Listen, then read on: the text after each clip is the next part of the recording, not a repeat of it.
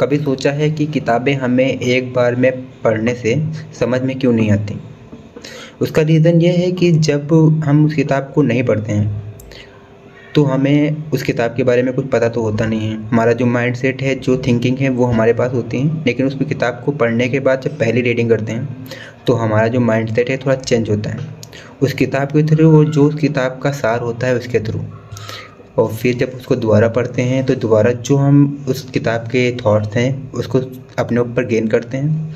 फिर जब उसको दोबारा पढ़ते हैं, तो उस किताब का जो वास्तविक सार है वो हमारे अंदर उतर चुका होता है। तब हमें जो हमारा जो माइंडसेट पहले था या जो हमारी सोच पहले थी, वो सोच बदल चुकी होती है। तभी कहते हैं कि किताबें हमारी सोच को बदलती हैं, समाज को समझाने में मदद करती हैं। तो समाज से हमें क्या और कितना सीखना है, ये चीज़ बताती हैं। और किस तरीके से हमें किताब को पढ़ने से अच्छी अच्छी चीज़ें, और वो चीज़ें जो पहले हमारे माइंड में नहीं थी और उसको पढ़ने के बाद आई, ये सभी चीज़ें सीखने को मिलती हैं।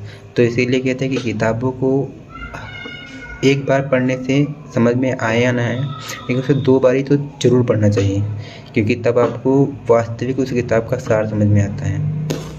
ये सिर्फ़ हमारे साथ नहीं होता, इस दुनिया में जितने भी लोग हैं सबके साथ ऐसा ही होता है कि जब हम किसी किताब को पढ़ते हैं, वो एक बार में समझ में नहीं आती, दोबारा में समझ में आती है, क्योंकि हम उसके तत्वों को समझने लगते हैं, उसके तत्वों को महसूस करने लगते हैं।